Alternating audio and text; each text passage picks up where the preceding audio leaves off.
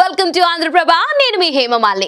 టాలీవుడ్ లో మాస్ చిత్రాల దర్శకుడిగా తనకంటూ ప్రత్యేకమైన గుర్తింపు సొంతం చేసుకున్న వ్యక్తి బోయపాటి శ్రీను. బోయపాటి సినిమా అంటే అందులో బీభత్సమైన యాక్షన్ సీక్వెన్సెస్ చూడవచ్చని చాలా మంది ఆడియన్స్ థియేటర్స్ కి వెళ్తూ ఉంటారు. ముఖ్యంగా ఆయన కథలు బీసీ సెంటర్ ఆడియన్స్ కి చేరువయ్యే విధంగా ఉంటాయి. సింహ సినిమాతో బాలయ్య బాబు ఇమేజ్ ని బోయపాటి అమాంతం మార్చేశాడు.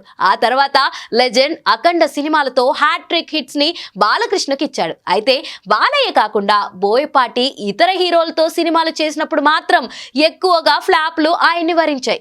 కెరియర్ ఆరంభంలోనే చేసిన భద్ర బ్లాక్ బస్టర్ హిట్ అయితే తులసి మూవీ యావరేజ్ అయ్యింది.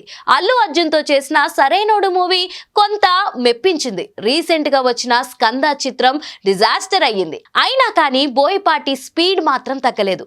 రీసెంట్ గా గీతా ఆర్ట్స్ తో బోయపాటి దర్శకత్వంలో మూవీ చేయడానికి ఒప్పందం చేసుకుంది.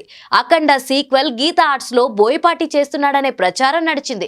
అలాంటిదేం లేదని అల్లు అర్జున్ హీరోగా ఈ మూవీ ఉంటుందనే టాక్ కూడా వినిపిస్తుంది. అలాగే తమిళ హీరో సూర్యకి ఇప్పటికే ఒక కథ చెప్పి ఒప్పించాడంట. ఇప్పుడు సడన్ గా ఫ్రేమ్ లోకి విజయ్ దేవరకొండ వచ్చాడు.